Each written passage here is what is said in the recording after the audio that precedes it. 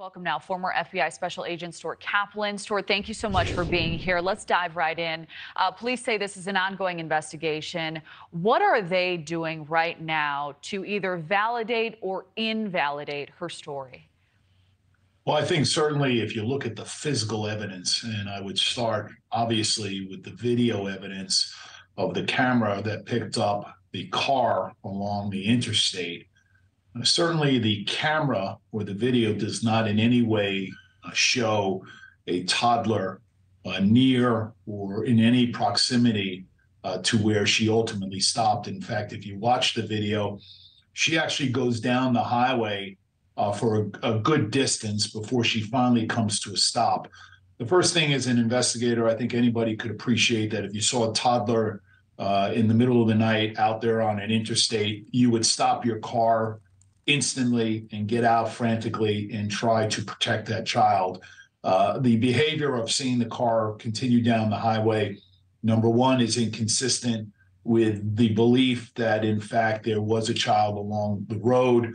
Also, I think you would understand and appreciate and anticipate that other motorists would have made the same observations and would have called 911 or would have stopped their vehicles, obviously to render aid to this child in obviously grave danger.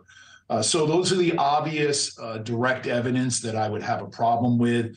I see this case, unfortunately, more as she may have been involved with someone else, and maybe in order to have an alibi for where she was. I think we may see this case unravel in the days to come.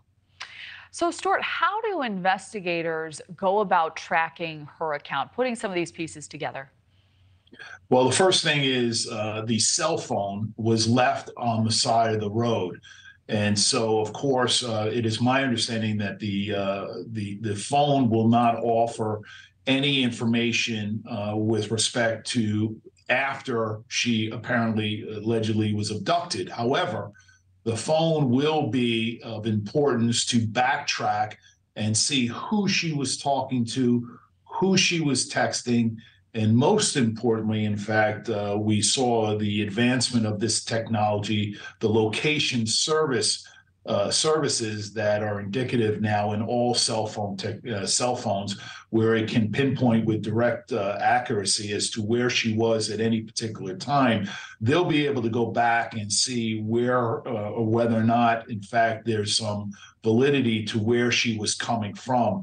I think they're going to look at that cell phone information, and then, of course, they're going to attempt to interview her and see whether or not the story that was alleged does it in fact pair up with the physical evidence. But again, that's to be seen. And again, the other obvious thing when we talk about direct evidence is that if someone was abducted, as soon as you would break free from your captive, you would not walk home. You would immediately go to the first person or the first house or the first someone and obviously get someone to call 911 and render assistance to you. This idea that you walked home is inconceivable. It's not believable, and it's not consistent with logic. And so that in and of itself is going to be a problem for her.